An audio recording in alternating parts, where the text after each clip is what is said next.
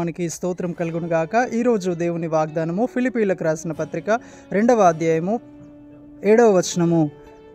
ఆయన మనుషుని పోలికగా పుట్టి దాసుని స్వరూపమును ధరించుకొని తన్ను తాను రిక్తునిగా చేసుకొనెను. ఆమెన్. హల్లెలూయా. సహోదరి సహోదరుడా, చూడండి, ప్రభువైన యేసుక్రీస్తు దైవిక చిత్తాన్ని నెరవేర్చే నిమిత్తము ఆయన మనకులాగా ఒక సాధారణమైన మనిషిగా ఈ లోకానికి వచ్చి సాధారణమైన మనిషిగా ఆయన జీవించి దేవుని సేవలో తాను ముందుకు వెళ్తున్నప్పుడు, దైవ చిత్తాన్ని నెరవేర్చే విషయంలో తాను ముందుకు సాగుతూ ఉన్నప్పుడు ఎన్నో వ్యతిరేకతలు వచ్చాయి, ఎన్నో అవమానాలు, నిందలు, కొన్నిసార్లు రాళ్లతో కొట్టి చంపాలని చూశారు, చివరికి సిలువ కూడా వేశారు.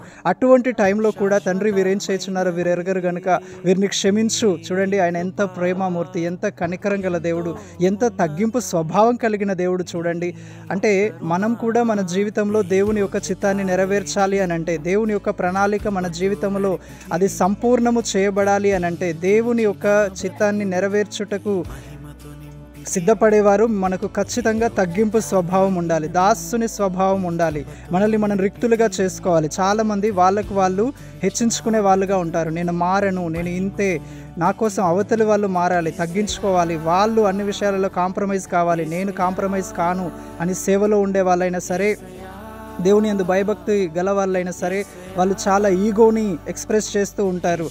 వారికి నచ్చినట్టుగా ఉండడానికి, ఇతరులని వారికి నచ్చినట్టుగా మలుచుకోవడానికి ప్రయత్నిస్తూ ఉంటారు. కానీ క్రీస్తు మన కోసం మారాడు, దాసుని స్వరూపం ధరించాడు, ఆయన దేవుడై ఉండి తగ్గించుకున్నాడు, ఆయన మహోన్నతుడై ఉండి.